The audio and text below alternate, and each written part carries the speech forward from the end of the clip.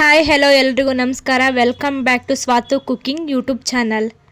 ಇವತ್ತಿನ ರೆಸಿಪಿ ದೋಸೆ ಹಿಟ್ಟಿನಲ್ಲಿ ಮಾಡುವಂತಹ ಪಡ್ಡು. ಹಾಗಿದ್ರೆ ಬನ್ನಿ ಪಡ್ಡು ಮಾಡೋದಕ್ಕೆ ಏನೇನು ಇಂಗ್ರೀಡಿಯೆಂಟ್ಸ್ ಬೇಕು ಅಂತ ನೋಡೋಣ. ಚಿಕ್ಕದಾಗಿ ಕಟ್ ಮಾಡಿರುವಂತಹ ಒಂದು ಈರುಳ್ಳಿ, ಒಂದು ಕ್ಯಾರೆಟ್ನ ತುರಿದಿಟ್ಕೊಂಡಿದ್ದೀನಿ. ಹಾಗೆ ಸ್ವಲ್ಪ ಸೌತೆಕಾಯಿನೂ ತುರಿದಿಟ್ಕೊಂಡಿದ್ದೀನಿ.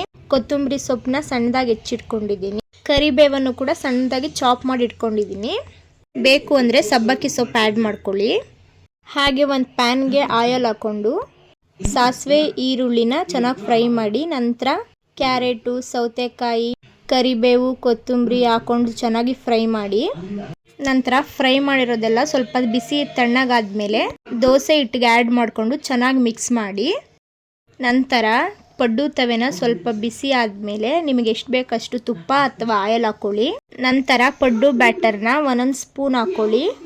ನಂತರ ಲಿಡ್ನ ಕ್ಲೋಸ್ ಮಾಡಿ 10 ಮಿನಿಟ್ಸ್ ಕುಕ್ ಮಾಡಿ, ನಂತರ ಸ್ಪೂನ್ ಆರ್ ಪಡ್ಡು ಸ್ಟಿಕ್ಕಿಂದ ಎರಡೂ ಕಡೆ ಚೆನ್ನಾಗಿ ತಿರುಗಿಸ್ಕೊಂಡು ರೋಸ್ಟ್ ಮಾಡ್ಕೊಳ್ಳಿ. ನಂತರ ಪಡ್ಡು ಎರಡೂ ಕಡೆ ಚೆನ್ನಾಗಿ ರೋಸ್ಟ್ ಆದಮೇಲೆ ಪಡ್ಡು ಸ್ಟಿಕ್ ಅಥವಾ ಸ್ಪೂನ್ ಮೂಲಕ ಹಾಟ್ ಬಾಕ್ಸ್ ಅಥವಾ ಯಾವುದಾದ್ರೂ ಒಂದು ಪಾತ್ರೆಗೆ ಅದನ್ನು ಎತ್ತಿಕೊಳ್ಳಿ.